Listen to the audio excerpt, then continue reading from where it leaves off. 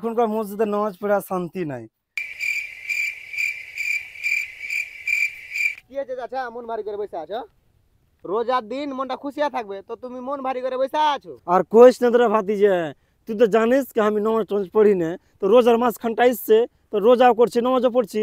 তো নামাজ পড়তে যাচ্ছি, বুঝতে পারলি মসজিদের বদনা ঠিক না, বদনাগুলা ভাঙা। তারপর সবগুলা যে পাড়া আছে কিনা সবগুলা ছিঁড়ে ধুলা লেগে আছে খুবই। তারপর টাইলস গুলা বসাচ্ছে কিনা টাইলস গুলা ভাঙা। নামাজ পড়তে বসে কিন্তু হাঁটুতে এগুলোতে লেগেছে। এগুলোকে নামাজ পড়ার ইচ্ছে করে না, বল ভালোই লাগে না। তোমার এত মায়া লাগছে তো তুমি কিনে দিতে পারো না? যখন মসজিদে চান্দা উঠে যাচ্ছে তখন তুমি 500 টাকা চাইছে, তোমার কাছে টাকা নাই টাকা নাই। আর যখন তোমার বেটা কয়েছে আমাকে টাকা দাও, নাইলে আমি স্কুল যাবো না, তখন 500 টাকা যায়, তুমি 1000 টাকা দিছো। আর কি করে মসজিদের তুমি দুর্নাম করে বেরিয়েছো। আর তোমার বেটাকে 20,000 টাকা মোবাইল কিনে দিতে আছে ফ্রি ফায়ার খেলা লেগে। আরে ভাতিজা অতখানি পাচার পাচার করছিস ভাই? হ্যাঁ, খুব লাগছে তোর জ্ঞান হয়ে গেছে, আমার জ্ঞান দিতে চলেছিস। কুয়াশা চিপলে তো দুধ বাড়বে আর জ্ঞান দিতে আসছিস, যেটা সত্যি ওটা আমি কছি। হাটেন থেকে জ্ঞান দিতে চলে আসছে রোজার দিনে, কিচ্ছু বুঝে না। কিন্তু কথাটা কিন্তু ঠিকই করেছিল। ভুইখানটা শুকে খটখটে হয়ে গেল বে, এক টুকা পানি না ভুইখানে। কি হতো না এদিক ওদিকে, यार ভুঁয়ে তো পানি পৌঁছে আছে, একটু কাটানটা কাটিয়ে দি, লক করে রেখে দেখতে পাবে না। बड़ा हरामी हो बेटा। কি হতো না ভকরে কাটিয়ে দি। ওই যে ওই কি করছো এগুলো? কিছু না রে ভাতিজা, এমনি চেক করছো না। হাজি চাচা, তুমি কি কোনোদিন সুধরিবে না? আমি দেখতে পাই তুমি পানি কাটাছ, তুমি ফের হাক করে চেক করছো না। আমি কত কষ্ট করে কালকে রোজা মুখে এসে পানি দিছি।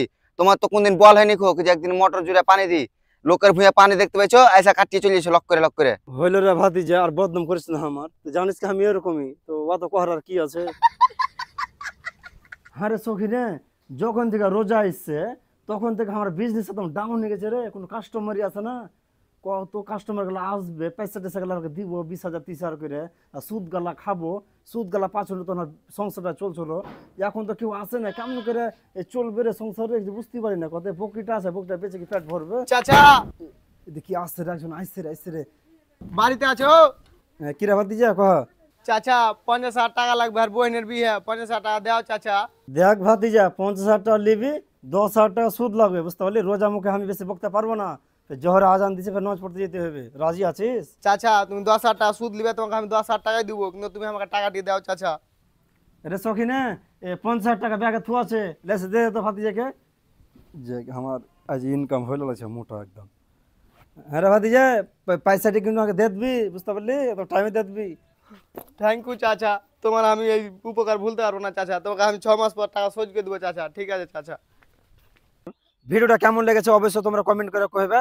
আর এরকম টাইপের মানুষ গালাকে বা এরকম টাইপের চাচা গালাকে হোয়াটসঅ্যাপে বা ট্যাগ করবে, তোমরা শেয়ার করবে হ্যান্ড ট্যাগে, বুঝতে পারলে। ভিডিওটা কিসের লেগে বানালছি তোমরা তো বুঝেই গেছো।